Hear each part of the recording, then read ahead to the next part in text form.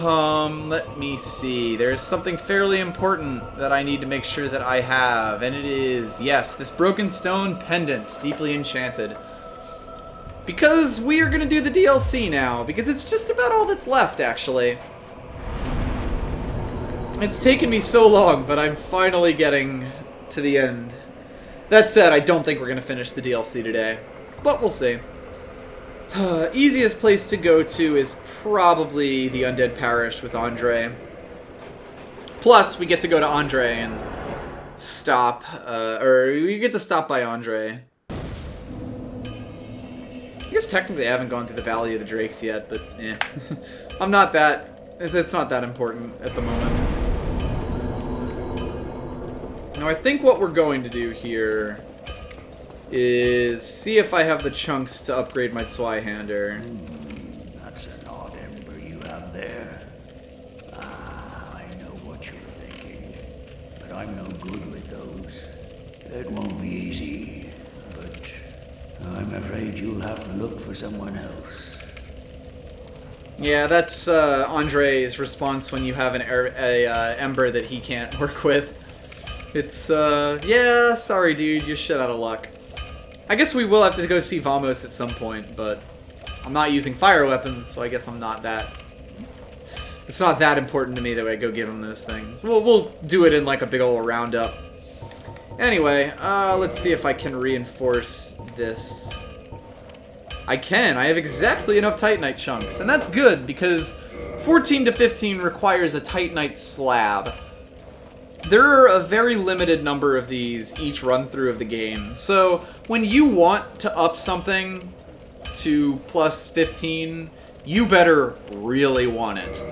And I think in our case, we're gonna really want it, because we got some shit that we have to get up to. And our Zweihander is now as strong as it can possibly be. That's pretty cool, right?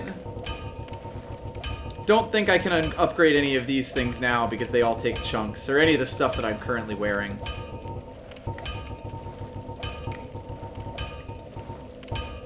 I guess I have the dingy gloves. I don't really know why I have those on without having them upgraded.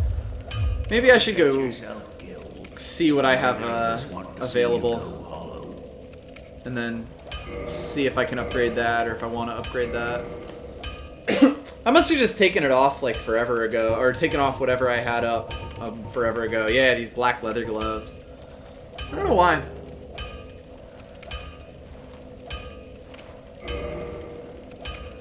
Yeah, okay. Let's make our way back to the Darkroot Basin, because that's how you get to the DLC.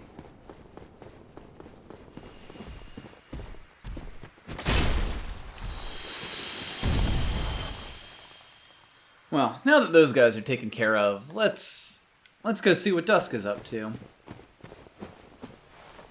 Honestly, after you go to Ash Lake, the sort of ambient noises anywhere else kind of, I guess, take a different feel onto them. You know, just the absence of that sort of holy singing is... It's really striking once you go kind of anywhere else. I really, really like it, even leaving the area. That said, Dusk appears to be MIA. That's a little worrying. Maybe she's back over where that golem captured her. I mean, there's still few around here. Maybe she was captured by another one, right?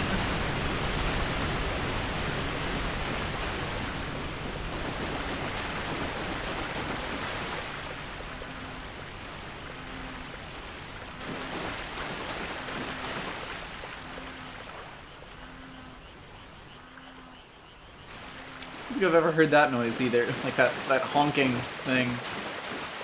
I think that's just supposed to be an animal. Now what might be over here? Well, there is an item.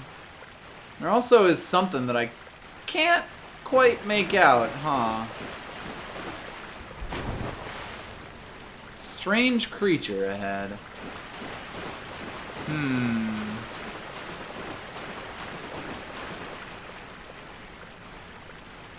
Sort of looks like a like a cloud or something. Also kind of looks like it's watching me. Any chance I could sneak this? Yeah. I actually completely forgot to get that set of items. It's Dusk's set of equipment, so I'm glad I was able to kind of sneak that. Let's read that before we go examine that, whatever that is. At least it's not hostile. Crown of Dusk. Special magic crown bestowed upon Dusk, Princess of Oolacile, upon her birth. Its wearer is blessed by all manner of magic. It raises the power and effect of the wearer's magic, but damage suffered by magic at all attacks also rises. Rises. So that's interesting. Kind of a glass cannon for magic build. Antiquated dress. A dress from the ancient fallen lands of Oolacile. Its ivory-colored silk features elaborate embroidery and is imbued with an ancient magic power. One cannot expect any physical protection from this garment, as it was not meant to be worn in battle. So, gloves from the fallen land, their ivory-colored silk features, elaborate embroidery. Their ivory-colored silk features elaborate embroidery. God, I don't know what it is about adjectives. They fuck me up. And are imbued with an ancient magic power. Yeah, basically the same set of things. But interesting that we would find Dusk's corpse here in a sort of praying pose. It does kind of tell us that she met her end in this area. But why would it be in the Darkroot Basin?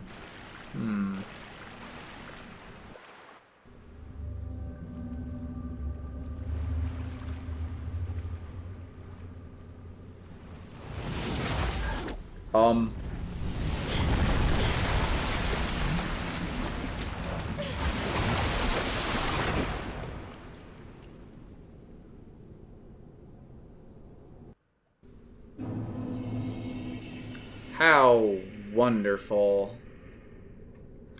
Well, we got grabbed by a hand and dropped into the Sanctuary Garden. This is the start of the DLC. And you know what? I think I'm gonna spend these souls. These are also fights that I have not done in quite a while. Oh, okay, I can't even, so... Oh boy. We're in for a fun time. Let's lighten my load a little bit here.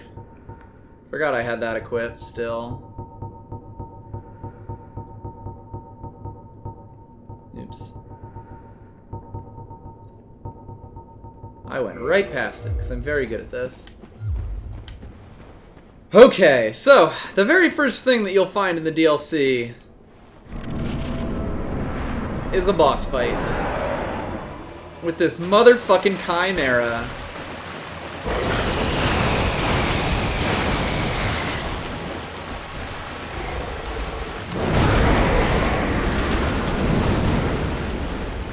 You can cut off his tail, and holy shit, I did it! I don't think I've ever managed to do that before. Now, as you can see, we are doing a fuckload of damage to him because I upped my sword all the way. But, let me tell you, this guy is not a pushover because he hits like a fucking truck. And he also attacks very aggressively. You can actually see, like, a different philosophy in how they've designed bosses in this DLC, because basically every enemy here is made to kind of punish passivity by the player in a way that really the other parts of the game did not do. Like, the first time I did this DLC, I still had a lot of bad habits of, you know, kind of just hiding behind a shield. And that really is not going to get you by doing this. Like, this guy will absolutely run you all over.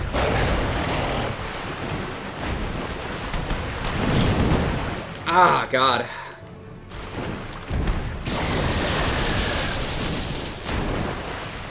As you can see.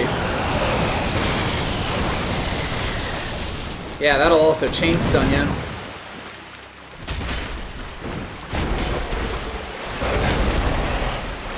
He does have a lot of attacks that do leave him open, but not really in the same way that a lot of other bosses do. Yeah, there we go. Alright. That said, because he's so much more aggressive, I have to focus a lot more, so we'll sort of see. But yeah, as I was saying, the bosses in this as a whole are a lot more aggressive than the main game. And you can really see the DLC as a sort of bridge between the design of Dark Souls 1 and Dark Souls 2. And I think it actually pulls it off really well. Like, this is a very high-level area. You really do want to take this as one of the last few areas you go to. But I really like it for that, you know? The sort of, the challenge that represents.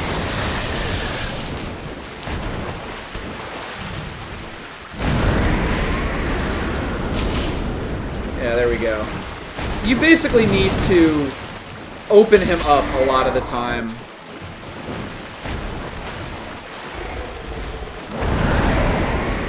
That stun wave, if you get hit by it, he will charge you and he will do a bunch of damage. I actually learned basically every single one of his combos back in the day. There we go. Yeah, I just did 1,500 damage to it, no biggie. That guy, if you don't have a weapon that does a lot of damage, can be a nightmare. Because while you can do the general Dark Souls thing of just sort of hide up real close to him, they also started designing enemies in this DLC with a lot of punishes for people trying to just rub up against the boss's junk. And so it really... It's a much more difficult encounter than a lot of other stuff that you can find. And it's not even the hardest one. Not by a long shot. It's more just an entrance exam, if you will. Let's check out that whip we got first. Usually it's really difficult to get the whip because it's very hard to have him open himself up like that to give you a chance to cut his tail. He recovers very quickly. Sliced tail of the Sanctuary Guardian. This flexible, spiked, and highly poisonous tail would make a rather obnoxious weapon. You don't say. That's the other thing. I believe his tail gives either poison or toxic if it hits you, so didn't quite get to show that off, but maybe it's better that way. He also got the Guardian Soul, which is kind of it's very similar to these other souls that we've been getting, but it's a much brighter color. Almost sort of suggests that there's more life to it, that it's a bit of a younger soul, perhaps. Soul of the white-winged lion sanctuary watchkeeper, who dreaded the spread of the abyss. The Guardian exhibited traits of several animals other than lions, suggesting that it was no ordinary beast, but rather closer to beings known as demons. So you get this idea that this was a creation rather than just a creature that appeared from that. But you also sort of get this impression that it was made similarly to demons, but not quite the same way. And you'll probably want to keep in mind that idea of experimentation in ways that are kind of separate from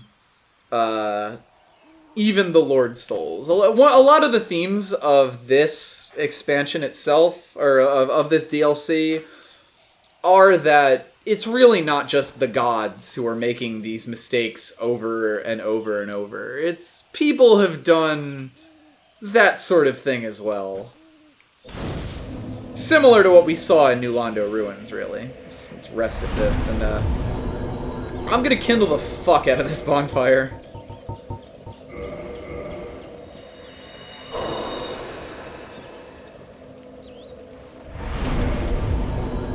Probably also level up, but talk to the NPC in the area first.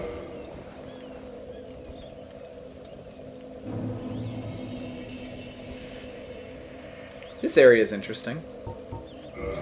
Kind of a odd decor, really, for a... Clearly we're in some sort of sacred grove, but it's hard to say exactly what that means. And while there's another of those mushroom creatures around, this one doesn't seem to have arms, and it looks like it's chatty. Well, look at this one. From what faraway age hast thou come? Thy scent is very human indeed, but not intolerable. Ah, Princess Dusk's savior.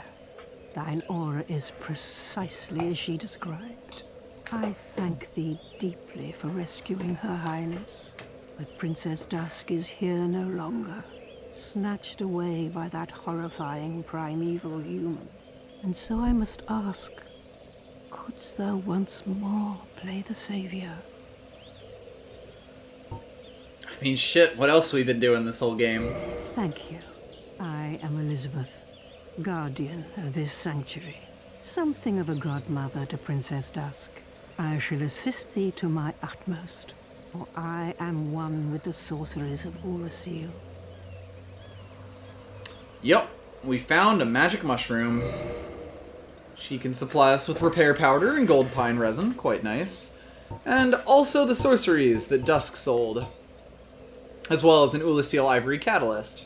So, if you lost Dusk because you activated this DLC, just getting the locket from the Duke's Archives will make Dusk disappear, unfortunately. All you gotta do is beat that giant Chimera boss. Isn't that fun? Isn't that great? And then you can get her utility spells back.